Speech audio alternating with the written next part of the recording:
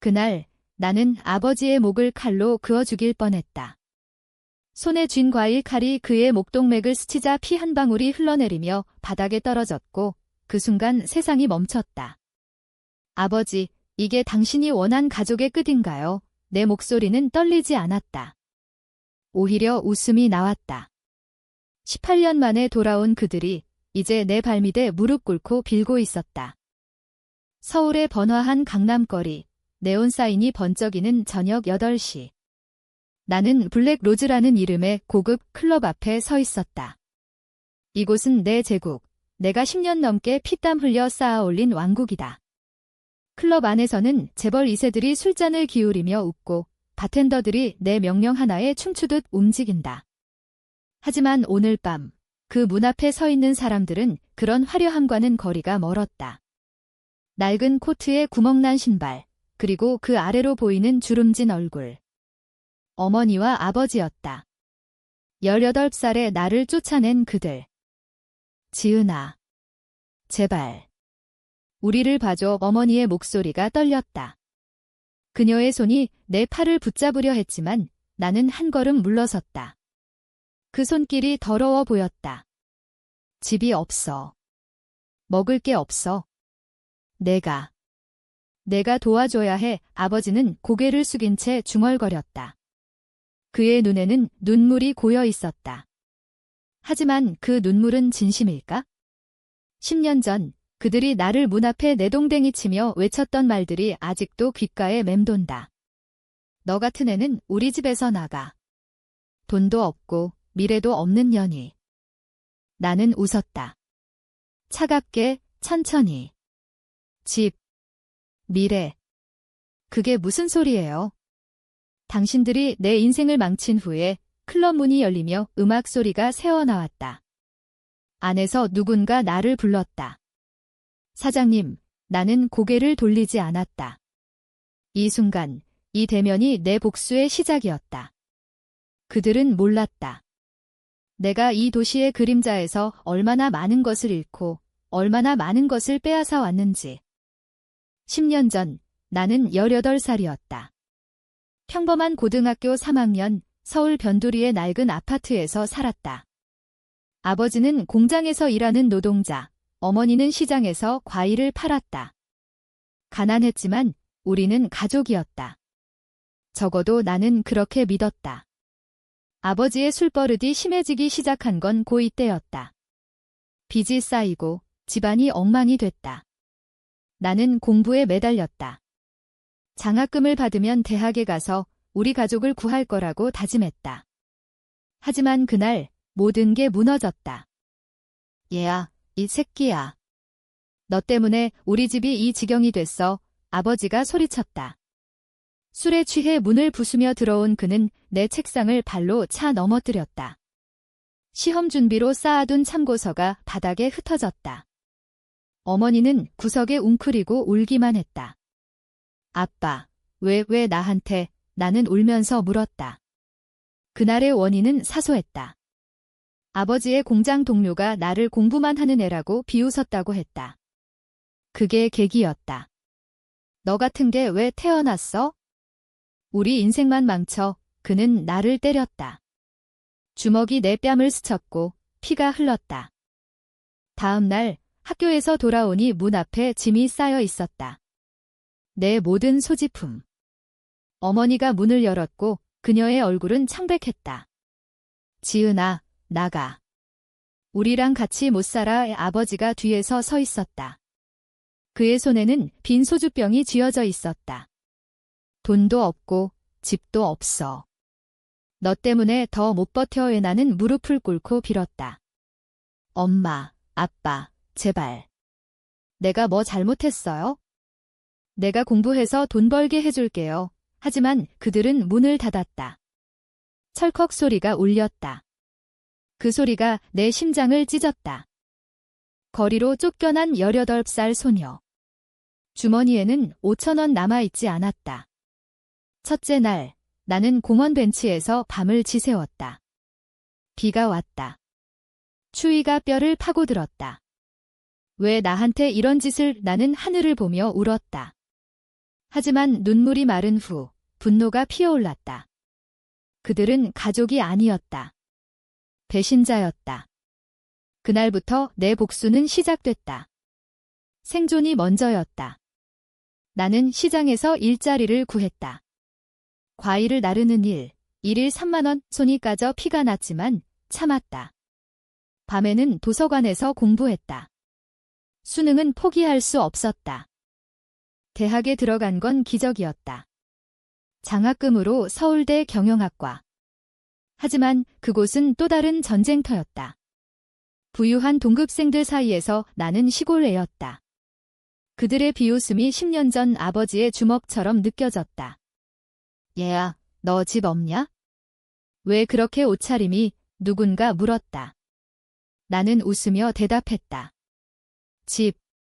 그건 필요 없어.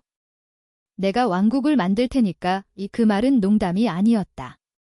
졸업 후 나는 벤처 스타트업에 들어갔다. 낮에는 코딩, 밤에는 네트워킹. 실패가 쌓였다. 첫 프로젝트가 망해 월세를 못 냈을 때 나는 또 길거리에 나앉았다. 하지만 포기하지 않았다. 블랙로즈는 그렇게 태어났다. 클럽이 아니라 정보 네트워크였다. 서울의 밤을 장악한 나의 무기. 재벌 자제들의 비밀을 모으고 그들의 약점을 쥐었다. 한 명의 CEO가 불륜으로 무너뜨렸다. 그의 자리를 내가 채웠다. 돈이 들어왔다. 더 큰 클럽을 샀다. 이제 나는 강남의 여왕이었다. 28살, 백만장자. 하지만 마음속에는 빈 공간이 있었다. 그 빈 공간을 채우기 위해 나는 그들을 찾았다. 아버지와 어머니. 그들은 여전히 그 낡은 아파트에 살았다.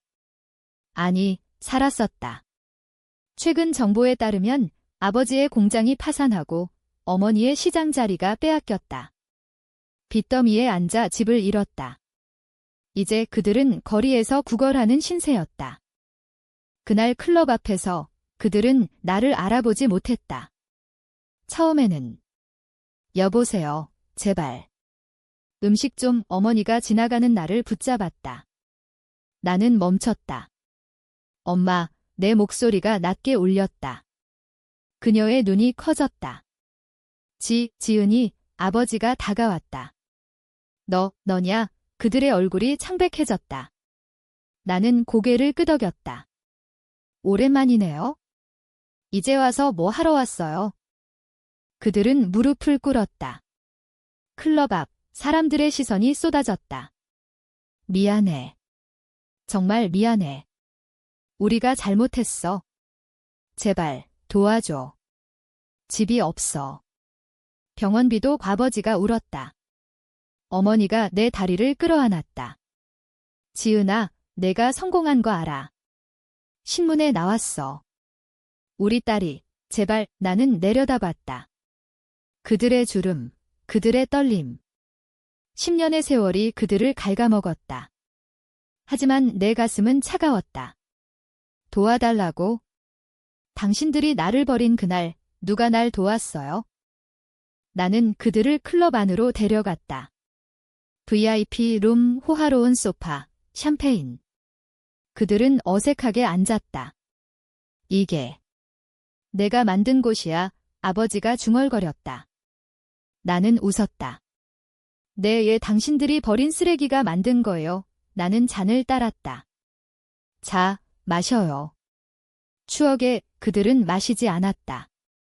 지은아, 우리는 그때 술에 취해서.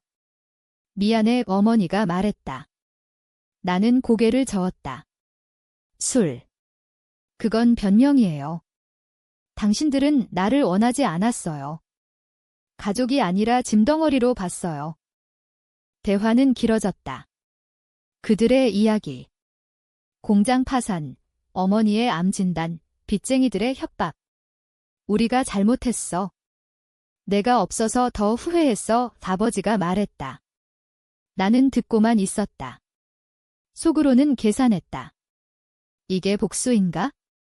아니, 아직이었다. 좋아요. 도와줄게요. 내가 말했다. 그들의 얼굴이 밝아졌다. 정말. 하지만 조건이 있어요. 내 곁에서 일하세요. 클럽에서. 청소부로 어머니가 눈물을 흘렸다. 고마워. 고마워. 아버지는 고개를 끄덕였다. 하지만 그건 시작이었다. 나는 그들을 고용했다. 낮은 임금, 혹독한 노동. 클럽의 더러운 바닥을 닦게 했다. 손님들의 비웃음을 견디게 했다. 저 노인네들 뭐야? 누군가 물었다. 나는 대답하지 않았다. 매일 밤 나는 그들의 방을 엿봤다. CCTV로. 그들의 속삭임. 지은이가 왜 이러지? 우리 벌 받는 건가? 어머니의 울음. 아버지의 한숨. 그 소리가 내 가슴을 파고들었다. 하지만 멈추지 않았다. 이게 공정함이었다. 그들이 나에게 준 고통의 10분의 1. 한 달 후 첫 번째 균열이 왔다. 아버지가 쓰러졌다. 과로로. 병원에서 나는 서 있었다. 아버지, 괜찮아요. 그는 나를 보며 미소 지었다. 고마워. 내 덕분에 하지만 그의 눈에는 원망이 스쳤다. 어머니가 나를 끌어안았다. 지은아, 그만해. 이건 너무해. 나는 밀어냈다. 너무하다고? 당신들의 선택이 나를 이렇게 만들었어요. 그날 밤 나는 혼자 클럽 옥상에 올랐다. 서울의 불빛이 반짝였다. 내 왕국. 하지만 왜 이렇게 공허한가? 복수가 이렇게 맛없을 줄이야? 아버지의 피 한 방울이 떠올랐다. 그 칼날. 만약 그때 배웠다면? 나는 눈을 감았다. 아직 끝나지 않았다. 진짜 복수는 이제 시작이었다. 2달째가 되던 날 클럽에 이상한 소문이 돌기 시작했다. 사장님 부모님. 진짜야. 바텐더 하나가 속삭였다. 나는 무시했다. 하지만 소문은 퍼졌다. 손님들 사이에서. 그 노인네들 사장님 버린 부모라던데. 이제 빌붙으러 왔대. 웃음소리가 들렸다. 나는 그 웃음을 즐겼다. 그게 바로 내가 원한 거였다. 그들의 수치심. 그들의 후회. 아버지는 점점 야위어갔다. 청소 도중 유리병을 떨어뜨려 손을 베었다. 피가 바닥에 흘렀다. 아빠, 나는 달려가 포대기를 꺼냈다. 그의 손을 감쌉니다. 왜 이렇게까지? 그는 물었다. 나는 대답 대신 일 시작하세요 라고 말했다. 어머니는 조용히 울었다. 그녀의 암이 악화됐다. 병원비를 내가 냈다. 하지만 치료는 최소한으로. 이게 당신들이 준 선물이야 라고 속으로 중얼거렸다. 어느 밤 클럽의 재벌 회장의 아들이 왔다. 그는 나의 오랜 적이었다. 대학 시절 나를 장학금 도둑이라고 불렀던 놈. 얘야, 지은. 내 부모 봤어? 웃기네. 성공했으면서 왜 저런 노인네 키워? 그는 술에 취해 웃었다. 나는 미소 지었다. 키우는 게 아니야. 벌 주는 거지. 그 말에 그는 눈을 동그랗게 떴다. 뭐? 복수야. 나는 고개를 끄덕였다. 그래. 공정한 복수. 그날 나는 아버지에게 말했다. 내 과거를 아세요? 당신들 때문에 내가 어떻게 살았는지. 그는 고개를 숙였다. 알아. 신문에서 봤어. 내가 고생한 것. 나는 웃었다. 고생. 그건 죽음과 같았어. 길거리에서 굶주리고 강간당할 뻔하고 자살까지 생각했어. 그의 얼굴이 일그러졌다. 미안해. 정말. 하지만 미안함은 늦었다. 어머니의 병이 심해졌다. 그녀는 병원 침대에서 나를 불렀다. 지은아, 용서해줘. 엄마가 약했어. 나는 그녀의 손을 잡았다. 따뜻했다. 약하다고? 당신은 나를 버렸어요. 눈물이 흘렀다. 내 눈물. 왜? 이 순간 분노가 무너지는 듯 했다. 하지만 나는 일어났다. 쉬세요. 내일 일 시작해야 해요. 클럽의 비밀이 드러난 건 그 주였다. 누군가 아마 그 재벌 아들 언론에 흘렸다. 강남 여왕의 잔인한 복수, 부모를 노예로 부린다 기사가 터졌다. 기자들이 클럽 앞에 몰려들었다. 사장님, 부모님 학대 사실인가요? 나는 기자회견을 열었다. 학대. 그건 그들이 먼저 한 짓이에요. 나는 공정하게 갚는 거죠. 플래시가 터졌다. 세상이 나를 장마라고 불렀다. 아버지가 사라졌다. 그날 아침 그의 방이 비어 있었다. 어머니가 울었다. 아빠가 도망쳤어. 미안하다고 하면서 나는 찾아 나섰다. 서울의 거리, 공원, 시장, 다리 밑 마침내 한강 다리에서 찾았다. 그는 난간에 기대 서 있었다. 아빠 애네가 불렀다. 그는 돌아봤다. 지은아. 끝내자. 이건 잘못됐어. 그의 눈에 광기가 서렸다. 너 때문에. 내가 죽을 것 같아. 나는 다가갔다. 죽고 싶어요. 그럼 뛰어요. 내 목소리는 차가웠다. 그는 웃었다. 그래. 너도 같이. 그는 나를 끌어당겼다. 강물이 아래에서 소용돌이 쳤다. 순간 공포가 밀려왔다. 아빠, 놓아요. 나는 소리쳤다. 우리는 함께 추락했다. 아니, 그가 떨어졌다. 나는 난간을 붙잡았다. 그의 손이 미끄러졌다. 지은아. 사랑해. 그의 마지막 말, 물소리가 울렸다. 나는 울었다. 거기서, 다리 위에서. 복수가 이렇게 끝날 줄이야? 어머니에게 전화했다. 아빠가 갔어요. 그녀의 비명. 그날부터 내 왕국은 흔들렸다. 아버지의 죽음은 스캔들이 됐다. 강남 사장, 아버지 자살 유도 의혹, 경찰이 왔다. 조사, 나는 모든 걸 부정했다. 우연이었어요. 그는 스스로 하지만 증언자들이 나왔다. 클럽 직원들. 사장님이 부모님을 괴롭혔어요. 재벌 아들이 증언했다. 그녀는 복수광이야. 법정에서 나는 서 있었다. 어머니가 증인으로 불렸다. 그녀의 증언. 지은이가 우리를 미워했어요. 하지만 그건 우리의 탓. 판결은 유죄. 학대와 방조. 5년형. 하지만 돈이 많았다. 변호사들이 움직였다. 집행유예. 나는 풀려났다. 클럽은 문을 닫았다. 블랙 로즈는 시들었다. 나는 다시 길거리에 섰다. 아이러니했다. 10년 전처럼. 하지만 이번엔 돈이 있었다. 은신처로 갔다. 제주도의 작은 집 그곳에서 나는 어머니를 기다렸다. 그녀는 왔다. 병든 몸으로. 지은아.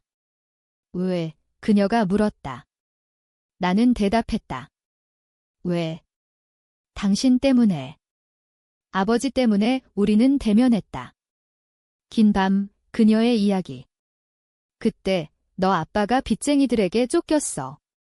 너를 인질로 삼을까 봐 버린 척한 거야? 보호하려고. 거짓말 같았다.